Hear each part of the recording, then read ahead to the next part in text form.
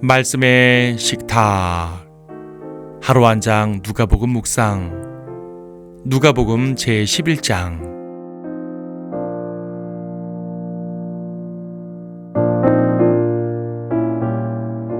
11장 2절을 보겠습니다.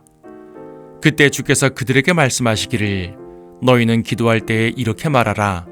하늘에 계신 우리 아버지, 아버지의 이름이 거룩하게 되시옵고 아버지의 왕국이 임하시오며 아버지의 뜻이 하늘에서와 같이 땅에서도 이루어지이다.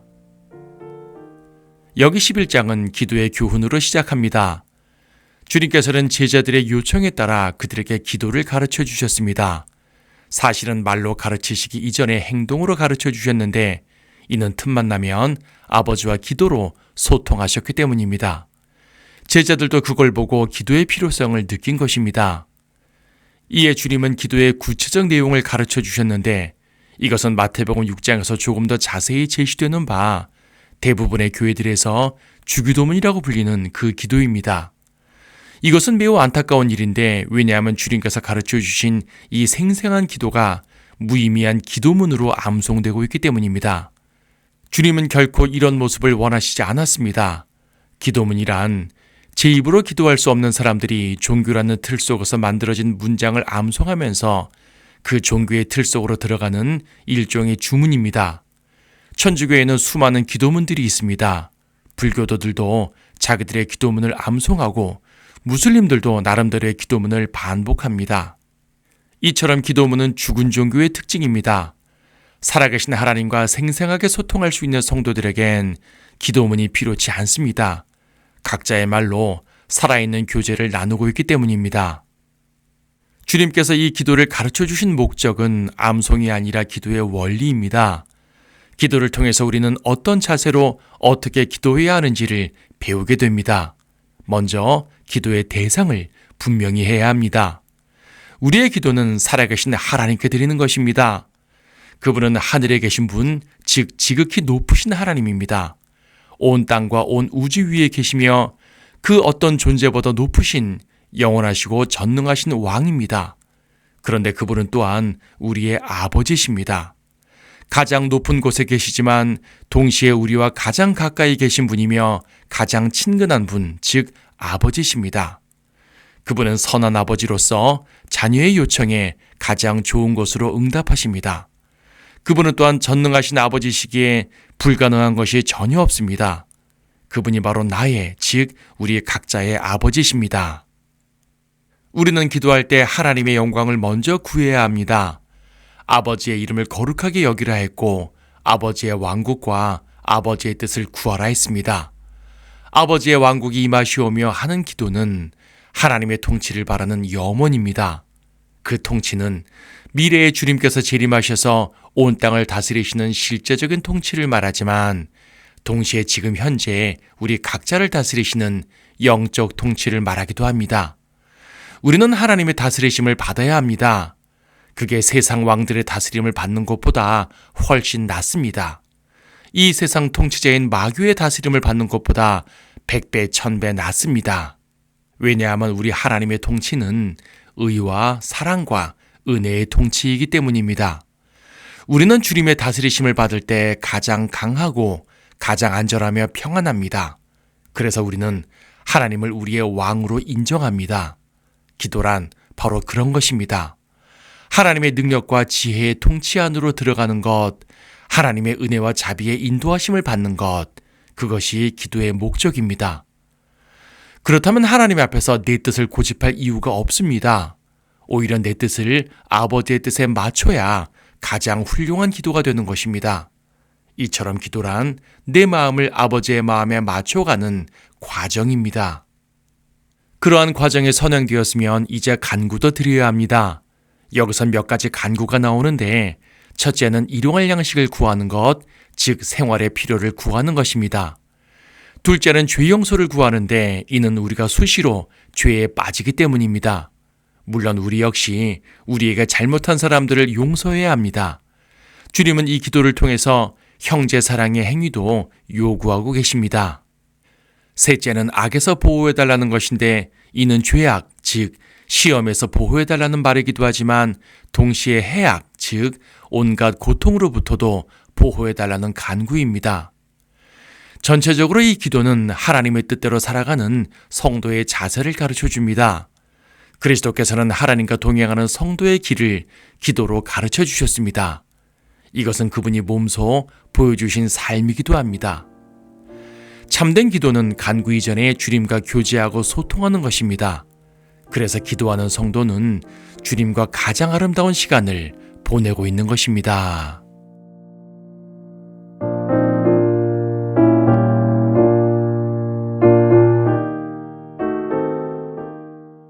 누가복음 11장. 주께서 어떤 곳에서 기도하셨는데 기도를 마치시니 제자들 중 한 사람이 주께 말하기를, 주여, 요한이 자기 제자들에게 가르쳐 준 것처럼 우리에게도 기도하는 것을 가르쳐 주소서라고 하니, 그때 주께서 그들에게 말씀하시기를, 너희는 기도할 때 이렇게 말하라. 하늘에 계신 우리 아버지, 아버지의 이름이 거룩하게 되시옵고 아버지의 왕국이 임하시오며 아버지의 뜻이 하늘에서와 같이 땅에서도 이루어지이다. 날마다 우리에게 일용할 양식을 주시옵고 우리가 우리에게 빚진 모든 사람을 용서하오니 우리의 죄들도 용서하여 주시오며 우리를 시험에 들지 않게 하시옵고 악에서 구하여 주시옵소서라고 하라고 하시니라. 또 주께서 그들에게 말씀하시기를, 너희는 어떤 사람에게 친구가 있는데 한밤중에 그에게 가서 말하기를, 친구여, 빵 3덩어리만 빌려주게. 내 친구가 여행 중에 나에게 왔는데 나에게는 그를 대접할 것이 아무것도 없네 라고 하겠느냐. 그러면 그가 안에서 대답하여 말하기를, 나를 귀찮게 하지 말게. 이미 문이 닫혔고 내 자식들도 나와 함께 잠자리에 들어서 자네에게 빵을 주려고 일어날 수가 없네 라고 하리라. 내가 너희에게 말하노니 그 사람이 자기의 친구라는 이유만으로는 일어나서 주지 않겠지만 끈질긴 간청 때문에 일어나서 필요한 만큼 그에게 주리라. 또 내가 너희에게 말하노니 구하라, 그러면 너희에게 주실 것이요. 찾으라, 그러면 너희가 찾을 것이요. 두드리라, 그러면 너희에게 열릴 것이라. 구하는 자마다 받을 것이요. 찾는 자는 찾을 것이요. 또 두드리는 자에게는 열릴 것이라. 너희 가운데 누가 아비된 자가 있어 아들이 빵을 달라는데 돌을 주며 생선을 달라는데 생선 대신 뱀을 주겠느냐? 또 알을 달라는데 전갈을 주겠느냐? 너희가 악하다 할지라도 너희 자녀에게 좋은 선물을 줄 알거든. 하물며 하늘에 계신 너희 아버지께서 구하는 자들에게 성령을 주시지 않겠느냐? 라고 하시더라. 주께서 마귀를 쫓아내셨는데 그것은 벙어리더라. 마귀가 나가고 그 벙어리가 말을 하니 무리가 놀라니라. 그러나 그들 가운데 몇 사람이 말하기를, 그는 마귀들의 우두머리인 비엘세붑을 힘입어 마귀들을 쫓아낸다고 하더라. 또 다른 자들은 주를 시험하여 하늘로부터 온 표적을 구하더라. 그러나 주께서는 그들의 생각을 아시고 그들에게 말씀하시기를, 어떤 왕국이든지 서로 갈라지면 패망하는 것이요 가정도 서로 대적하여 갈라지면 무너지느니라. 너희가 말하기를 내가 비엘세붑을 힘입어 마귀들을 쫓아낸다고 하니, 만일 사탄이 자신을 대적하여 갈라지면 어떻게 그의 왕국이 서겠느냐? 만일 내가 비엘세붑을 힘입어 마귀들을 쫓아낸다면 너희 아들들은 누구를 힘입어 그들을 쫓아내느냐? 그러므로 그들이 너희의 재판관이 되리라. 그러나 만일 내가 하나님의 손길로 마귀들을 쫓아낸다면 그때에는 하나님의 나라가 너희에게 임한 것이 분명하도다. 강한 사람이 무장을 하고 자신의 관절을 지키면 자기의 소유물이 안전하리라.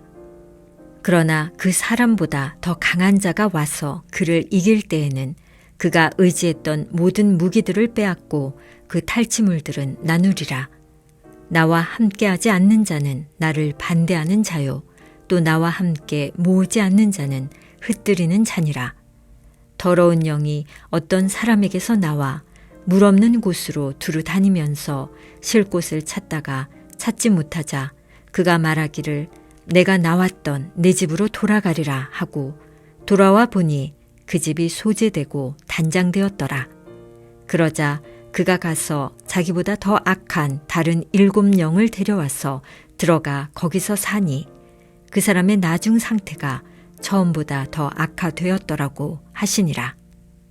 주께서 이런 일을 말씀하고 계실 때 한 여인이 무리 속에서 목청을 높여 주께 말씀드리기를 당신을 낳은 태와 당신을 먹인 젖이 복이 있나이다 라고 하니 주께서 말씀하시기를 정녕 하나님의 말씀을 듣고 그것을 지키는 사람들이 오히려 복이 있느니라고 하시더라.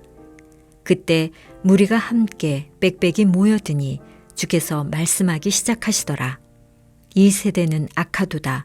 사람들이 표적을 찾으나 선지자 요나의 표적밖에는 줄 표적이 없도다. 요나가 니느웨 사람들에게 표적이 되었듯이 인자도 이 세대에 그러하리라. 남방의 여왕이 심판 때에 이 세대의 사람들과 함께 일어나서 그들을 정죄하리라. 이는 그 여왕이 솔로몬의 지혜를 들으려고 땅의 맨 끝에서 왔음이라. 그러나 보라, 솔로몬보다 더 위대한 이가 여기 있느니라. 니느웨 사람들이 심판 때에 이 세대와 함께 일어나서 이 세대를 정죄하리니 이는 그들이 요나의 전파로 회개하였기 때문이라. 그러나 보라, 요나보다 더 위대한 이가 여기 있느니라.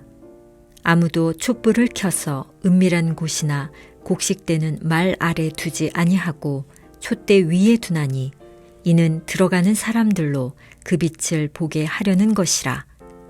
몸에 빛은 눈이라. 그러므로 내 눈이 순전하면 내 온 몸도 빛으로 가득 차나 내 눈이 악하면 너의 몸도 어두움으로 가득하리라. 그러므로 내 안에 있는 빛이 어두움이 되지 않도록 조심하라.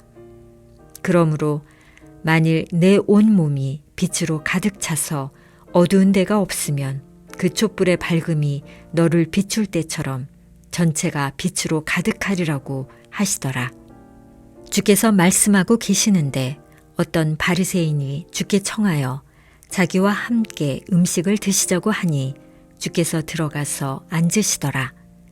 그 바리새인이 주께서 식사 전에 먼저 손을 씻지 않으신 것을 보고 이상히 여기는지라. 주께서 그에게 말씀하시기를 이제 너희 바리새인들은 잔과 접시의 겉은 깨끗하게 하나 너희 속은 탐욕과 악독으로 가득 찼도다. 너희 어리석은 자들아, 겉을 만드신 분이 속도 만들지 아니하셨느냐? 오히려 너희가 가지고 있는 것으로 구제하라. 그러면 보라, 모든 것이 너희에게 깨끗하여 지리라. 그러나 바리새인들아, 너희에게 화 있으리라. 이는 너희가 박하와 운양과 각종 식물로는 11조를 바치면서 공의와 하나님의 사랑은 소홀히 함이라. 이것들도 마땅히 행하고 저것들도 버려두지 말아야 할지니라. 바리새인들아, 너희에게 화 있으리라. 이는 너희가 회당에서는 가장 높은 자리를, 시장에서는 인사받는 것을 좋아하기 때문이라. 위선자인 서기관들과 바리새인들아, 너희들에게 화 있으리라. 이는 너희는 보이지 않는 무덤 같아서 그 위를 밟고 다니는 사람들이 무덤인 줄 알지 못하기 때문이라고 하시니라. 그러자 율법사 중 한 사람이 주께 대답하여 말씀드리기를 선생님, 그처럼 말씀하심은 우리까지도 모욕하심이니이다 라고 하니 말씀하시기를 율법사들아, 너희에게도 화 있으리라. 이는 너희가 사람들에게는 지기 힘든 짐을 지워 놓고서도 너희 자신은 그 짐에 손가락 하나도 대지 않기 때문이라. 너희에게 화 있으리라. 이는 너희가 선지자들의 무덤을 세우고 너희의 조상은 그들을 죽였기 때문이라. 진실로 너희는 증인이 되어 너희 조상이 하는 일에 찬동하나니 이는 그들은 참으로 그 선지자들을 죽였고 또 너희는 그 선지자들의 묘를 세웠기 때문이라. 이 때문에 하나님의 지혜도 말씀하시기를 내가 그들에게 선지자들과 사도들을 보내리라. 그러면 그들이 그중 더러는 죽이고 박해하리라 하였으니 세상의 기초가 놓인 이래로 흘린 모든 선지자의 피는 이 세대에서 찾아내야 하되 아벨의 피로부터 제단과 성전 사이에서 죽은 사카랴의 피까지라. 진실로 내가 너희에게 말하노니 이 피는 이 세대에서 찾아내야 하리라. 율법사들이여 너희에게 화 있으리라. 이는 너희가 지식의 열쇠를 치워버려서 너희 자신도 들어가지 않을 뿐만 아니라 들어가려고 하는 다른 사람들도 막았기 때문이라고 하시더라. 주께서 이런 일을 그들에게 말씀하실 때 서기관들과 바리새인들은 주를 심하게 재촉하기 시작하여 많은 것에 관해 말씀하게 하였으며 또 주를 유심히 보고 그 입에서 나오는 말에서 무엇인가를 책잡아 고소하려고 하더라.